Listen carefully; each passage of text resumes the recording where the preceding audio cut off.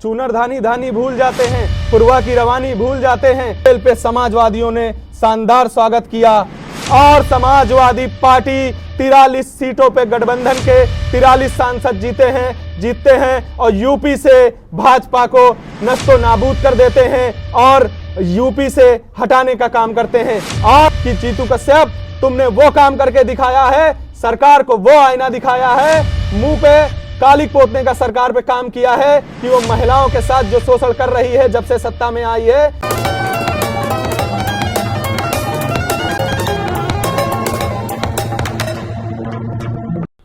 नमस्कार जोहार, मैं विवेक कुमार, आप देख रहे हैं ओबीसी टाइम्स का पॉडकास्ट।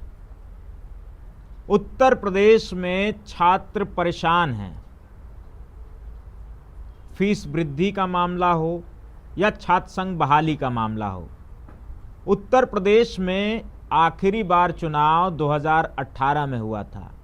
उसके बाद से छात्र संघ चुनावों पे ग्रहण सा लग गया है। लगातार छात्र आंदोलन करते हैं, चाहे वो लखनऊ हो, इलाहाबाद हो, बनारस हो, कानपुर हो, मेरठ हो, प्रदेश का कोई भी कोना बचा हुआ नहीं है।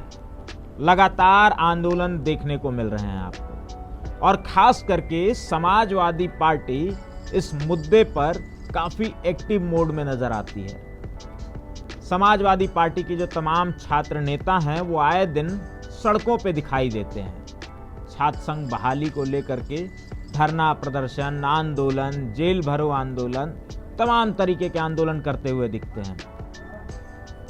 छात्र संघ चुनाव के बहाली की ही लड़ाई लड़ रहे हमारे साथ समाजवादी पार्टी के नेता जीतू कश्यप हैं। इनसे बातचीत करेंगे कि आखिर छात्र संघ क्यों जरूरी है, छात्र संघ के क्या फायदे हैं, और तमाम मुद्दों पर बातचीत होगी। स्वागत है आपका जीतू जी। बहुत बहुत धन्यवाद पत्रकार महोदय। आज आप देख रहे हैं 2000, जैसा आपने बताया कि 2018 से चुनाव बंद है, तो आपको बताना चाहूँगा मैं कि सेंट्रल यूनिवर्सिटीज़ में 2018 से बंद है, जो इलाहाबाद है, BHU वगैरह हैं, और जो हमारी स्टेट की यूनिवर्सिटीज़ हैं उसमें 2005 से लास्ट चुनाव जो 2005 में हुआ उसके बाद से लगातार बंद है।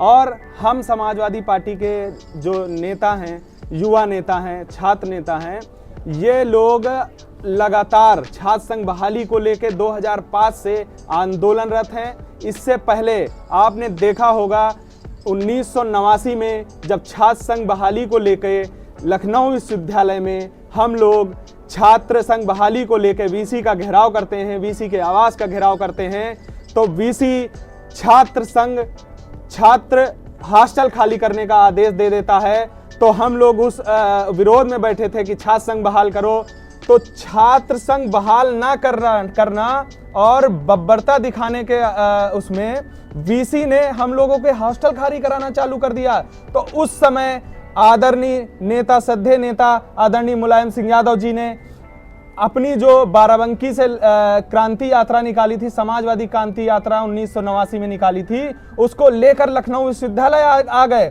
वहां पे उस समय के पूर्व छात्र संघ अध्यक्ष थे नीरज जैन साहब, उनसे मुलाकात की, छात्रों से मुलाकात की, फिर वीसी से बात की कि इनकी समस्याओं का हल करो, छात्र संघ बहाल करो, और छात्र ये जो हॉस्टल आप खाली करा रहे हैं छात्रों के, ये कहीं ना कहीं गलत है, और इनकी जो छात्र हमारे आंदोलन पे बैठे हैं, विरोध कर रहे हैं, उनकी मांगे मानो। नेताजी ने उस समय के वीसी जो थे कृष्णा राय करके थे, राधा कृष्ण राय करके, उन्होंने उनसे बात की और उन्होंने कहा ठीक है नेताजी, हम आपकी बात मानते हैं और हम हॉस्टल खाली नहीं कराते हैं। और उसी समय जो छात्र संघ चुनाव हुआ, उसी समय से लखनऊ विश्वविद्यालय से जो समाजवादी महामंत्री, जो पद का छात्र संघ का महामंत्री पहला बना, वो सपा के समर्थन से बना, ठीक है। और उसके बाद लगातार छात्रों के लिए, छात्र संघ बहाली के लिए, छात्रों के हितों के बातों के लिए नेताजी हमेशा लड़ते रहे। और आपने देखा होगा 2003 में जब इलाहाबाद विश्वविद्यालय में छात्र संघ बहाली को लेकर इलाहाबाद विश्वविद्यालय के छात्र नेता बैठे थे, तब नेताजी नेताजी ने कहा था कि जैसे ही हमारी सरकार आएगी तो हम छात्र संघ बहाली करेंगे। तो नेताजी ने सर्वप्रथम ये काम किया कि जैसे ही एक रात में विपक्षी सरकार गिरती है तो नेताजी ने शपथ लेकर चाय पीना राज्यपाल के साथ मुनासिब ना समझकर छात्र संघ भवन पे, जहां पे छात्र बैठे थे इलाहाबाद विश्वविद्यालय में, जाकर वहां वीसी को आदेश किया, कलेक्टर को, डीएम को आदेश किया कि पहले छात्र संघ के सारे उत्तर प्रदेश के ताले खोले जाएंगे, तब हम राज्यपाल के साथ चाय पिएंगे। अच्छा ये बताइए, यूनिवर्सिटीज़ हैं, कॉलेज हैं, पढ़ाई लिखाई के लिए जाने जाते हैं लोग, वहाँ पढ़ते हैं, आईएएस बनते हैं, तमाम सेवाओं में जाते हैं, अपनी सेवाएं देते हैं। जी जी जी। आप लोग राजनीति की तरफ रुख क्यों कर रहे हैं?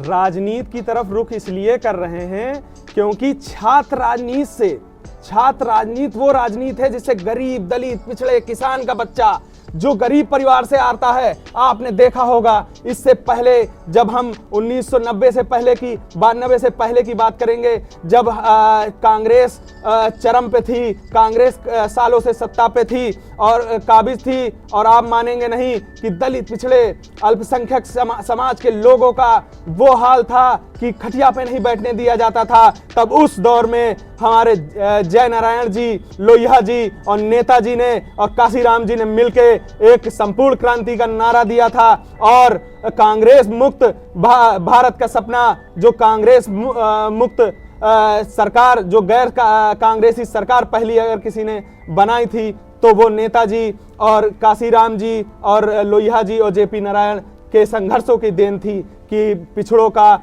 हक जो मारा जा रहा था वो कहीं ना कहीं मिलना चालू हो गया। तो सभी लोग, नेताजी खुद ही छात्र संघ की देन है। आपने देखा होगा इटावा के जैन कॉलेज से उन्होंने छात्र संघ अध्यक्ष का चुनाव लड़ा है 62 में, फिर उसके बाद 67 में विधानसभा जसवंत नगर से जीता, फिर लगातार वो 7 से 8 बार विधायक और 7 बार लोकसभा सांसद, 3 बार मुख्यमंत्री और 1 बार रक्षा मंत्री, वो प्राइमरी शिक्षक से लेके और उच्च सदन तक जाना और रक्षा मंत्री, देश की रक्षा मंत्री की कमान संभालना कोई मामूली बात है? यही छात्र संघ से निकले हुए नेता रक्षा मंत्री बनते हैं, छात्र संघ से निकले हुए नेता देश के राष्ट्रपति बने हैं। आपको अगर याद होगा कि शंकर दयाल शर्मा जो हमारे लखनऊ विश्वविद्यालय की देन थे, वो एक समय में राष्ट्रपति बने थे। और यहीं आपने देखा होगा सुरेश रैना जो लखनऊ विश्वविद्यालय से पढ़े, कैफी आजमी जी हो गए आपके, ठीक है, कई जजेस यहाँ से निकले। तो यही छात्र संघ से राजनीति करके और छात्र संघ की देन है कि गरीब पिछड़ों की बात करके कोई गरीब किसान, दलित, पिछड़े, अल्पसंख्यक का बेटा जाके सदन में अपनी बात रखता है। बिल्कुल आपने सही बात कहा। इस पे मैं एक चीज ये भी कहूंगा कि छात्र संघ वो सीढ़ी है सत्ता की जहां पहुंच करके विश्वविद्यालय में पढ़ने वाले, महाविद्यालय में पढ़ने वाले बच्चे जो अलग अलग डिपार्टमेंट से आते हैं, कोई फाइनेंस से है, कोई साइंस से है, अलग अलग डिपार्टमेंट से आते हैं, वो जाकर के जब उन जगहों पे बैठेंगे तो कहीं ना कहीं वो कुछ नया कर पाएंगे, इस देश को नए आयामों पे पहुंचा पाएंगे। तो कहीं ना कहीं अब बात की जाए इलाहाबाद विश्वविद्यालय की, तो वहीं से चंद्रशेखर सिंह निकलते हैं, छात्र संघ का चुनाव लड़ते हैं और देश के प्रधानमंत्री तक बनते हैं। तमाम ऐसे उदाहरण आपको अलग अलग कॉलेज, अलग अलग यूनिवर्सिटीज से मिल जाएंगे जिन्होंने छात्र संघ की बदौलत कई ऊंचे मुकाम हासिल किए। क्या लग रहा है आपको कि जो वर्तमान की सरकार है वो छात्र संघ चुनाव को न बहाल करके लोकतांत्रिक मूल्यों का गला घोंट रही है? हाँ, घोट रही है। मैं तो कहना चाहूंगा, चूनर धानी भूल जाते हैं, पुरवा की रवानी भूल जाते हैं। आकर रहते 4 दिन छात्रों के हॉस्टल में। आपने देखा होगा इलाहाबाद, कोटा, राजस्थान में कैसे छात्र छोटे छोटे कमरों में रह रहा है, 7-8 साल 10 साल से तैयारी कर रहा है, कहीं नौकरियां नहीं है, बेरोजगारी चरम पे है, और वो छात्र 4 बाई 4 के कमरे में कैसे रहता है, कैसे उसी में खाना बनाता है, कैसे उसी में नहाता है, कैसे आपने देखा होगा अभी यूपीपी का पेपर जो लीक हुआ था, ठीक है, मैंने उस पर बोला भी था, जिसमें मेरे ऊपर एक मुकदमा भी लिखा गया था, और हमारे नेता आदरणीय अखिलेश यादव जी ने उस वीडियो को शेयर किया था, ट्वीट किया था, जिसके बाद 2024 का चुनाव होता है और समाजवादी पार्टी 43 सीटों पे गठबंधन के 43 सांसद जीतते हैं और यूपी से भाजपा को नस्तो नाबूद कर देते हैं और यूपी से हटाने का काम करते हैं। और यही छात्र संघ, जैसा मैंने कहा कि 4x4 में आपने देखा होगा, आप भी छात्र जीवन से निकले होंगे, 4x4 के कमरे में वो हॉस्टल में रहते हैं, मगर प्रधानमंत्री जी को शायद ये नहीं पता है और मुख्यमंत्री जी को शायद ये नहीं पता है कि वो 4x4 में कैसे रहते हैं, कैसे वो फीस भरते हैं, कैसे वो किसान का बेटा, नौजवान किसान का बेटा, गरीब का बेटा, कैसे रिक्शा चला के, कैसे किसान अपने बच्चों को खेती करके पढ़ाता लिखाता है। और ये बब्बर सरकार, सालों से वैकेंसियां नहीं आ रही हैं, और नरेंद्र मोदी की सरकार और योगी की सरकार जब आई थी तो 2 करोड़ नौकरी का वादा किया था। कहां है 2 करोड़ नौकरी? आज युवा दर दर भटक रहा है, युवा नौकरी के लिए, युवा पेंशन छात्रवृत्ति के लिए, और इतनी फीस वृद्धि कर दी गई है, 400 गुना फीस वृद्धि हो गई है 14 के बाद और यहाँ 17 के बाद। ठीक है, छात्रों को अच्छी शिक्षा चाहिए, स्वास्थ्य चाहिए, बिजली चाहिए, पानी चाहिए, ठीक है, उसको छात्र संघ बहाली में आपने जैसा कहा छात्र संघ बहाल इसलिए होना चाहिए क्योंकि आज जो छात्र है, छात्रों का उत्पीड़न इतना बढ़ा है। आप देखे होंगे, एक प्रॉक्टर जो था इलाहाबाद विश्वविद्यालय का, एक छात्र का शोषण करता है और जब उसका विरोध करता है, ईमेल भेज देता है शिक्षा विभाग में, तो उसका शोषण करते हैं, उसको नंगा करते हैं। और उसके विरोध में भी हम लोगों ने लखनऊ विश्वविद्यालय में आंदोलन किया था और शिक्षा मंत्री का और उस प्रॉक्टर का भी पुतला फूंकने का काम किया था। ठीक है, छात्र संघ से निकलने वाला नेता, जैसा कि आपने देखा होगा, हमारे नेता कमाल साहब जो हैं, उन्होंने अभी विधानसभा सदन में कहा कि छात्र संघ से निकलने वाला नेता कभी सांप्रदायिक नहीं हो सकता, क्योंकि छात्र संघ से निकला हुआ नेता कहीं ना कहीं जमीन से निकला हुआ नेता होता है। वो गरीब, पिछड़े, दलित, अल्पसंख्यक के हक हकूक की लड़ाई लड़ता है। और मैं खुद ही, आपने देखा होगा, मणिपुर में 2023 में मणिपुर में भाजपा की सरकार है, वहां कुर्की और मैतेई समाज के लोगों में आपसी झगड़ा चल रहा था और वहां पे महिलाओं को नंगा करके दौड़ाया जाता है रोड पे, जिसके विरोध में हम लोग जब भाजपा को घेरने का काम करते हैं और नरेंद्र मोदी का लखनऊ विश्वविद्यालय गेट नंबर 1 पे पुतला फूंकते हैं, तो यही बब्बर सरकार और इसकी पुलिस हम लोगों को जेल भेजने का काम करती है 21 जुलाई को। और हम लोग जेलों से डरने वाले नहीं है, समाजवादी लोग जेलों, मुकदमे और लाठियों से डरने वाले नहीं है और इस सरकार को मुंह तोड़ जवाब देते रहे हैं। और मैं आपको बता दूं, जेल में उत्पीड़न तो बहुत हुआ हम लोगों का। हम लोग जिस दिन जेल पहुंचे हैं उस दिन हम लोगों को कोई खाना नहीं मिला, कहा गया है समाजवादी हैं, इनको जेल में बंद कर दो कमरे में, इनको खाना वाना देने की कोई जरूरत नहीं है। ठीक है, उसके बाद हम लोग जेल में भी धरने में बैठे, हमने कहा जेलर, तुम सांप्रदायिक हो सकते हो, तुम जातिवादी हो सकते हो, तुम एक पार्टी के हो सकते हो, लेकिन हम तुमको बताने का काम करेंगे, समाजवादी पार्टी के लोग न डरे हैं और न डरेंगे। और वो जेलर सुबह आता है और कहता है मुझसे गलती हो गई और आप लोगों को सब कुछ मिलेगा। ठीक है, और हमने कहा वो हम लोगों से आम अपराधी कैदियों की तरह व्यवहार कर रहा था, तो हमने कह दिया हम लोग जो है सरकार को आईना दिखाने का काम किए हैं और हम डरने वाले नहीं हैं और हम अपराधी नहीं हैं। हम देश की महिलाओं के लिए यहाँ आए हैं जेल में, और हम लोग जब तक जेल में रहेंगे हम लोग जेल के भी लोगों के हक हकूक की लड़ाई लड़ेंगे और किसी कैदी के साथ मानवाधिकार का हनन नहीं होने देंगे। ठीक है, और हम लोगों को जो आम कैदियों के साथ बंद कर दिया गया था उसका हम लोग ने विरोध किया, लेकिन आप तो जान रहे हैं जो आज सत्ता में सरकार है वो कहीं ना कहीं तानाशाही सरकार है। तो हम लोगों को आम कैदियों के साथ रखा गया और हम लोगों को 7 से 8 दिन जेल में रखा गया। फिर उसके बाद हमारी पार्टी के जो अधिवक्ता लीगल सेल थी उन्होंने जो है हमारी बेल कराई और हम लोग 25 जुलाई को जेल से रिहा हुए और हमारा गाजे बाजे के साथ जेल पे समाजवादियों ने शानदार स्वागत किया। ठीक है, तो हम लोग समाजवादी जी, आप लोगों के साथ सत्ताधारी दल के छात्र भी रहे होंगे, एबीवीपी वगैरह के छात्र रहे होंगे, एनएसयूआई वगैरह के छात्र रहे होंगे, उनके साथ भी क्या वही व्यवहार हुआ या अलग कुछ व्यवहार हुआ? पत्रकार महोदय, मैं पहले तो आपको बता दूं, संरक्षित जो दल है एबीवीपी जिसकी आप बात कर रहे हैं, भाजपा का जो संगठन है, वो कहीं किसी मोर्चे पे सरकार को घेरने का काम नहीं करता है। वहाँ महिलाओं को जिस तरीके से नग्न करके घुमाया गया था मणिपुर में, जी जी, दो समुदाय के बीच में आपसी जो कलह शुरू हुई थी, लड़ाई शुरू हुई थी, हिंसा शुरू हुई थी, उसे लेकर के एक भी एबीवीपी का छात्र सड़कों पे नहीं उतरा।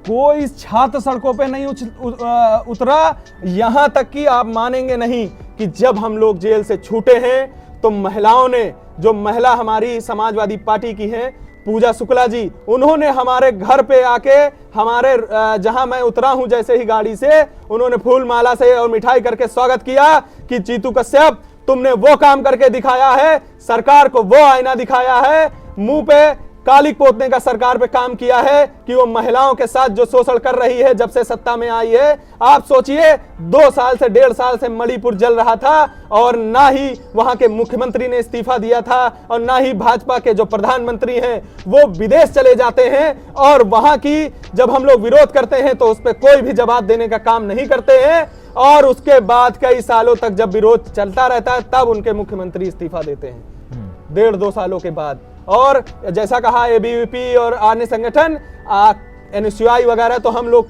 के साथ रहती है। कई आंदोलनों में हमारे साथ जो जेल गए थे उसमें एनएसयूआई तो नहीं थी, मगर उसमें आपकी बापसा का 2 कार्यकर्ता थे। एक विराट हमारा भाई था, विराट शेखर, जो हमारे साथ जेल गया था, और एबीवीपी का कोई नहीं था, क्योंकि एबीवीपी कहीं ना कहीं आप जानते हैं वो राष्ट्रहित की बात जरूर करती है, मगर कहीं ना कहीं वो भाजपा का संगठन है, तो वो भाजपा का विरोध करने का काम किसी भी मुद्दे पे नहीं करता है। यही आईटी बीजेपी एबीवीपी के लोग बीएचयू में आईटी सेल में जो महिला थी उसका जो है शोषण करने का काम करते हैं, बदसलूकी करने का काम करते हैं। 3 लोग जेल भी जाते हैं उसमें। अच्छा, ये बताइए सरकार आखिर छात्र संघ चुनाव को बहाल करने का काम क्यों नहीं करती है? क्योंकि उसके पास भी छात्र विंग है, उसके पास भी एबीवीपी है, छात्र संगठन है। तो वो आखिर कारण क्या है? डरती है क्या कि समाजवादी पार्टी के ज्यादातर लोग जो है अध्यक्ष बनते हैं, महामंत्री बनते हैं? डरती है क्योंकि यहाँ पिछड़े दलित अल्पसंख्यक समाज के सभी लोगों का सम्मान है और जहां जिसकी संख्या भारी उसकी उतनी हिस्सेदारी का नारा काशीराम जी ने दिया था। तो वही नारे के साथ मैं कहूंगा कि यहाँ जो नारा हमारे नेता आदरणीय अखिलेश यादव जी ने दिया, पीडीए का नारा, और छात्र संघों पे जब ये बताइए जिसकी संख्या भारी है छात्र संघों पे उसी का कब्जा होगा ना, उसी का दबदबा रहेगा। तो समाजवादियों का जब से नेताजी ने पार्टी बनाई है, कहीं ना कहीं उत्तर प्रदेश के छात्र संघों पे अगर किसी का दबदबा रहा है तो वो समाजवादी पार्टी और समाजवादी पार्टी समर्थित छात्र संघ नेताओं का रहा है। आप लखनऊ विश्वविद्यालय के छात्र रहे हैं। जी जी। सबसे ज्यादा छात्र किस समाज से आते हैं? क्या सवर्ण होते हैं, बैकवर्ड होते हैं, दलित होते हैं? पहले बात तो मैं आपको काटना चाहूंगा, छात्र की कोई जाति नहीं होती। छात्र जब पढ़ने आता है तो उसको ये उम्मीद होती है कि शिक्षक हमसे कोई भेदभाव ना करे, प्रशासन हमसे कोई भेदभाव ना करे, हमको समय पर छात्रवृत्ति मिल जाए, हमें अच्छी शिक्षा मिल जाए, हमें अच्छा पेयजल मिल जाए, हमें अच्छा हॉस्टल मिल जाए। ठीक है, नहीं मैं इसलिए कह रहा हूं क्योंकि हाल ही में अभी बाबा साहब भीमराव अंबेडकर यूनिवर्सिटी यहीं लखनऊ में है। लखनऊ का एक छात्र बसंत कन्नौजिया जिसका निष्कासन हुआ था, तो सबसे ज्यादा शोषण की घटनाएं बैकवर्ड और दलितों के साथ होती है, जाति देख करके किया जाता है। ये छात्र खुद आरोप लगाते हैं। इसी भेदभाव को खत्म करने के लिए ही तो छात्र संघ बहाली होनी थी। इसी भेदभाव को खत्म करता था छात्र नेता कि छात्र का कोई जाति कोई धर्म नहीं होता, छात्र छात्र होता है। और आपने बसंत कन्नौजिया की बात की, उसके साथ भी दुर्भाव हुआ। और बीएचयू में भी एक पीएचडी स्कॉलर था जो 3 बार नेट और जेआरएफ क्वालिफाई, हाँ, उसके साथ भी भेदभाव हुआ। तो ये सरकार, और इसमें सरकार में वही लोग बैठे हैं जो कहीं ना कहीं संघी मानसिकता के लोग हैं, सामंतवादी लोग हैं। ठीक है, कहीं ना कहीं हेडगेवर और गोलवरकर के चाहने वाले हैं। वीर सावरकर को वीर सावरकर बताते हैं, वो सावरकर जिसने गांधी जी को हमारे मारा, गांधी जी हमारे राष्ट्रपिता हैं। ठीक है, और वो जो अंग्रेजों की मुखबरी करते थे वो बताएंगे कि जो है देश कैसे चलेगा। आप जब पढ़ते थे, छात्र संघ की राजनीति करते थे, आपका अनुभव कैसा रहा वो मैं जानना चाहूंगा। क्या जब समाजवादी पार्टी की सरकार 2012 से 17 तक की रही उसमें कुछ आपके साथ भेदभाव हुआ, या उसके पीछे बसपा की सरकार रही, बसपा के सरकार में कुछ ऐसा झेलना पड़ा हो? देखिए, या त्रिस्तरीय आंदोलन को लेकर के, या तमाम तरीके के जो आंदोलन उस समय हुए थे? जो सरकार आती है, ठीक है, मैं किसी सरकार को तो नहीं कह सकता, मगर जो सरकार आती है वही वीसी बनाती है कॉलेजों में। वीसी अपना बैठालती है, अपने लोगों को बैठालती है, अपनी मानसिकता के लोगों को बैठालती है, ठीक है। तो छात्र संघ का जो नेता होता था वो छात्र संघ, छात्रों की बात करता था, ना किसी पार्टी की बात करता था, ना किसी विचारधारा की बात करता था, वो छात्रों के हक हकूक की लड़ाई लड़ता था। इसीलिए 2005 में चुनाव छात्र संघ का जो बंद कर दिया गया उत्तर प्रदेश में बहन जी की सरकार आने के बाद, वो इसीलिए बंद कर दिया गया कि कहीं ना कहीं वो छात्र संघ का जो अध्यक्ष होता था वो मुख्यमंत्री से सीने पे चढ़ के और विधानसभा का घेराव करके छात्रों के हक हकूक की बात करने का काम करता था। और आज की भी सरकार जो सत्ता में है वो कहीं ना कहीं सामंतवादी सरकार है और एक धर्म के, एक जाति के लोगों को बढ़ाने का काम करती है। आज पीएचडी से लेके और एडमिशन में लेके सब चीजों में पुरजोर धांधली हो रही है और खुल के धांधली हो रही है, जिसका हम लोग लगातार विरोध करते आ रहे हैं। अभी हम लोग ने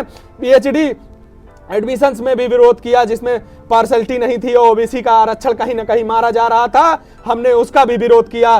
तो आप ये मान के चलिए कि हम जब छात्र नेता हम लोग किसी पार्टी का विरोध करते हैं तो कहीं ना कहीं हमें एक बैकअप की जरूरत पड़ती है, ठीक है। और जब छात्र संघ होता था तो हमें किसी बैकअप की जरूरत नहीं होती थी। हम लोगों के पास एक छात्र संघ का पूरा एक भवन होता था, हम लोगों के पास एक छात्रों का हुजूम होता था, जो छात्र पूरा कैंपस होता था, पूरे कैंपस के छात्र हमारे साथ होते थे, जिसमें हमारे साथ एक अध्यक्ष, महामंत्री, उपाध्यक्ष और कई पद जो होते थे, लाइब्रेरियन और भी कई पद होते थे।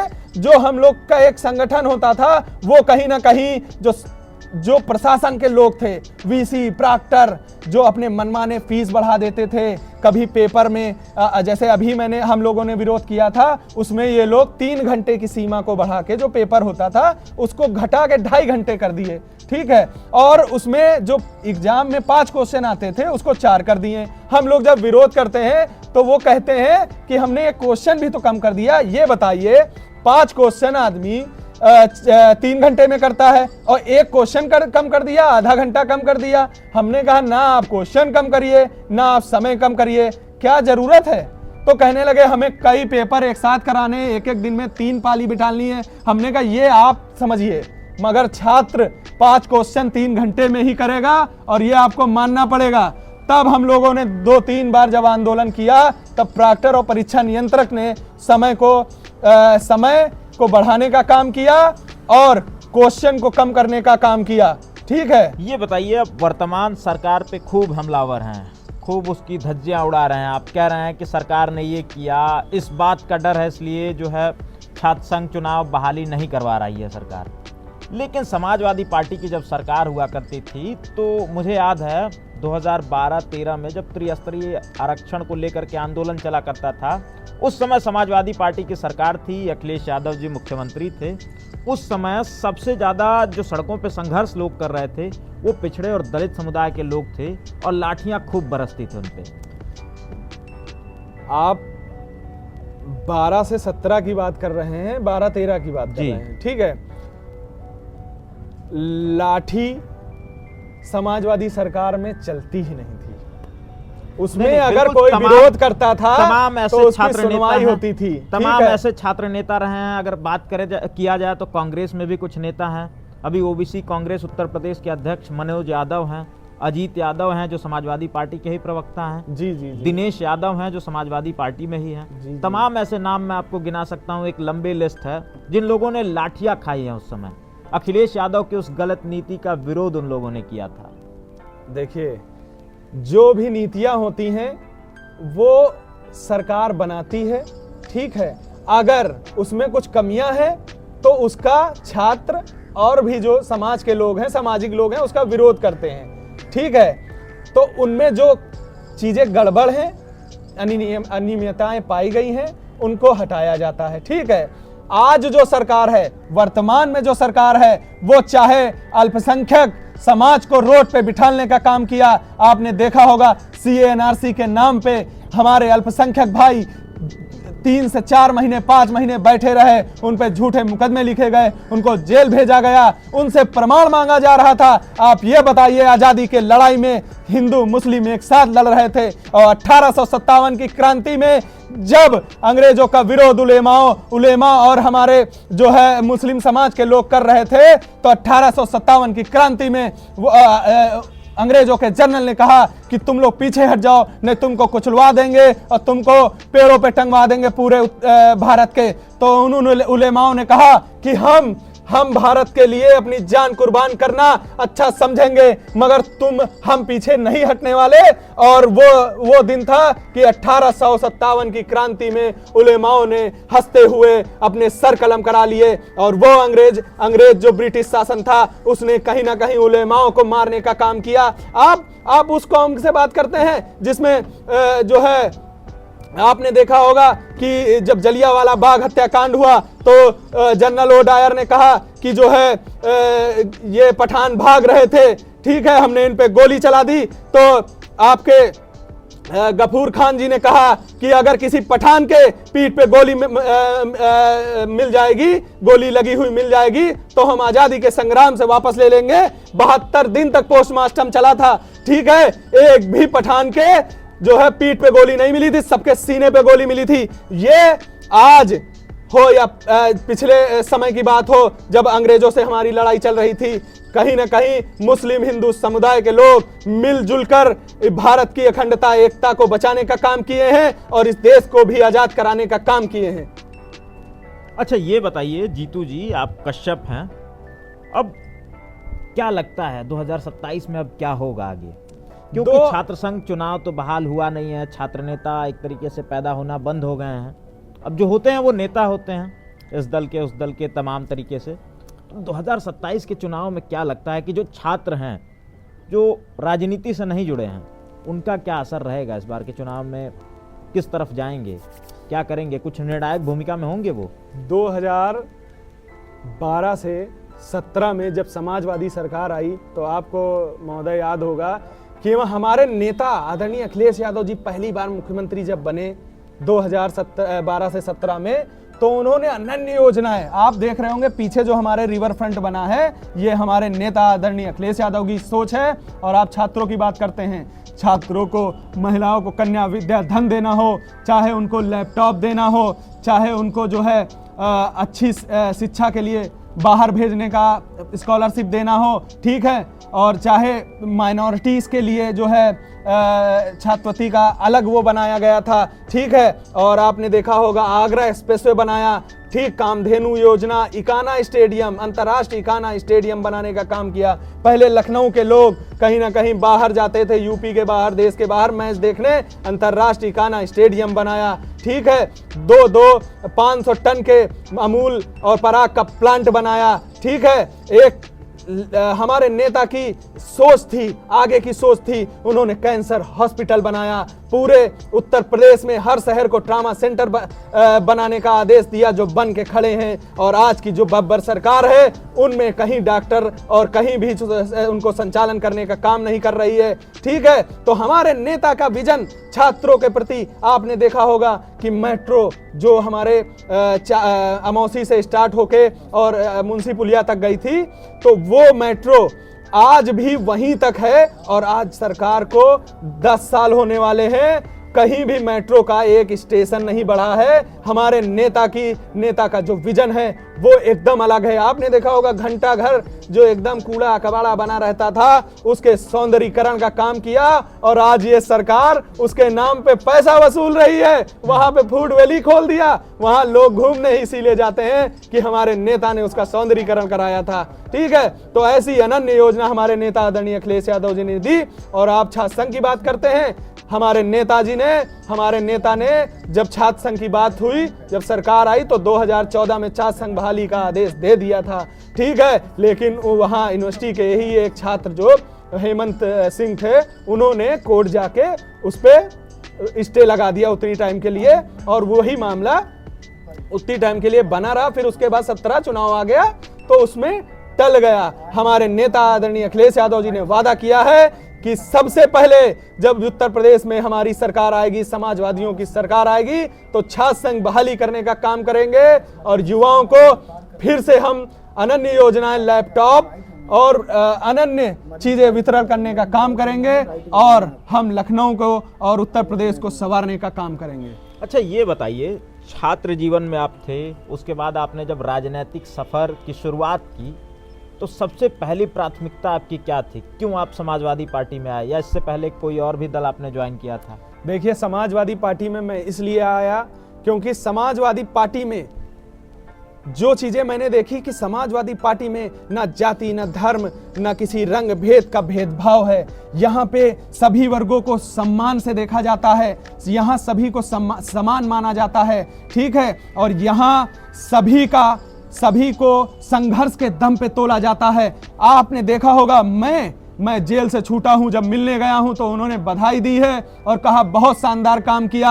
आज के समय में जब सरकार तानाशाही हो गई है और लोग डरते हैं विरोध करने से, उस समय तुमने उस बब्बर सरकार का पुतला फूंकने का काम किया है। और जब मैंने आपसे बताया था कि मेरा जब वीडियो आदरणीय अखिलेश यादव जी ने डाला, मैंने यूपीपी पे बोला था, मैंने कहा बाबा का बुलडोजर केवल दलितों पे चल सकता है, बाबा का बुलडोजर केवल अल्पसंख्यक, पिछड़े और किसानों और मजदूरों पे चल सकता है, छात्रों पे चल सकता है, बाबा का बुलडोजर किसी के दुख पे नहीं चल सकता है। तो उन्होंने वही पोस्ट डाला और कहा कि अगर ऐसे ही छात्र, युवा, नौजवान आक्रोशित रहेगा तो भाजपा को सत्ता से बेदखल करने का काम करेगा। और वही आक्रोश था छात्रों में। यूपीपी पेपर को लीक, नीट, नेट, पता नहीं कितने 70 पेपर लमसम लीक हुए। इसको तो हमारे नेता और हम लोगों ने नारा भी दे दिया है कि ये पेपर लीक सरकार है और ये इतने पेपर लीक कराई है, इतना धांधली कराई है। यही जो आपका नीट का था, नेट और नीट में दोनों में कहीं ना कहीं अनियमितताएं हुई। और आपने देखा होगा हरियाणा में जब पोर्टल खोला गया, ठीक है, जब धर्मेंद्र प्रधान का हम लोगों ने पुतला फूका था, ठीक है, तो उसमें जब वो पोर्टल खोला गया एक दिन के लिए, तो उसमें जो लोग फॉर्म भरे उसमें से 76% लोग सिलेक्टेड हैं। हरियाणा के झज्जर का मामला है, फॉर्म भरा गया। और तो कहीं ना कहीं अनियमितताएं थी, जिसका हम लोगों ने, समाजवादी पार्टी ने विरोध किया। उस कारण वो दोबारा से उसका एग्जाम के लिए ये लोग माने, ठीक है। तो हमारे नेता की विचारधारा छात्रों के लिए, नौजवान, किसान, अल्पसंख्यक नौजवानों के लिए है। और आपने देखा होगा ये बब्बर सरकार जब से आई है, CNRC के नाम पे अल्पसंख्यक भाइयों को प्रताड़ित करने का काम किया। किसान जब ये काला कानून लाए थे, 3 के काला कानून किसानों के लिए लाए, तो किसान बैठा रहा बाघा बॉर्डर और शंभू बॉर्डर पे, 700 किसान वहाँ पे शहीद हो गया, ठीक है। और ये सरकार आज तक उन किसानों के परिवारों से न मिलने गई, न उनको कोई मुआवजा दिया, ठीक है। उसके पास छात्र आपका जो है इलाहाबाद विश्वविद्यालय में छात्र संघ बहाली को लिए 300 दिन बैठा रहा। और यही JNU में पुलिस ने घुसकर छात्रों के हॉस्टल में कुंदों से ताले तोड़े हैं, ठीक है। तो ये छात्र विरोधी सरकार है, ये नौजवान, किसान, अल्पसंख्यक विरोधी सरकार है। ये कहीं किसी का भला नहीं चाहती। आप देख रहे होंगे 69,000 भर्ती में छात्र बैठा रहा इको गार्डन के बाहर 1.5 साल तक। और हमारे नेता ने कई बार उनकी बात उठाने की बात की, सदन में बात उठाई, लेकिन ये बब्बर सरकार मानेंगे नहीं। 69,000 भर्ती पे सरकार का मतलब हाईकोर्ट का जो आदेश आया कि इसमें अनियमितताएं पाई गई हैं, इनको 3 महीने के अंदर दोबारा बहाल किया जाने का काम किया जाए। तो इन्होंने जो इनके सामंतवादी छात्र थे उनको कहीं ना कहीं बैक से सपोर्ट करके सुप्रीम कोर्ट भेज दिया। 69,000 भर्ती में इतनी धांधली हुई, आज भी उस पर स्टे लगा है। और वो छात्र जिनका हक मारा गया, आरक्षण मारा गया, आज भी लड़ाई लड़ रहे हैं और दर दर भटक रहे हैं, ठीक है। तो हमारे नेता छात्रों की बात करते हैं।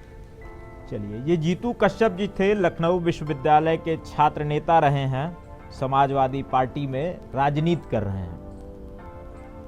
ऐसे ही तमाम छात्र नेता आपको मिल जाएंगे जो लगातार छात्र संघ चुनाव की बहाली को लेकर के पूरे प्रदेश भर में आंदोलन कर रहे हैं, सड़कों पे लाठियां खा रहे हैं, जेलों में ठूसे जा रहे हैं, लेकिन सरकार है कि सुनती ही नहीं। जबकि सत्ताधारी दल यानी कि भारतीय जनता पार्टी के पास खुद अपनी एक छात्र विंग है, ABVP, अखिल भारतीय विद्यार्थी परिषद, उसमें भी छात्र हैं। वे भी कुछ छात्र ऐसे हैं जो लगातार छात्र संघ चुनाव की बहाली को लेकर के आवाज उठाते रहते हैं, लेकिन कहीं ना कहीं से प्रेशर आ जाता होगा, दबाव आ जाता होगा, खुद की पार्टी के खिलाफ नहीं जा सकते, तमाम चीजें होती हैं। अब फिलहाल देखना यह होगा कि जो छात्र संघ का चुनाव एक तरीके से राजनीति की नर्सरी कही जाती है, जहां से नेता निकलते हैं वो ये भी नहीं कि अनपढ़ जाहिल टाइप के नेता निकले, पढ़े लिखे लोग निकलते हैं, ग्रेजुएट्स, पोस्ट ग्रेजुएट्स, शोधार्थी, शोधकर्ता, तमाम छात्र निकलते हैं। और वो जब पॉलिटिक्स में एंट्री मारते हैं तो एक अलग विजन लेकर के चलते हैं।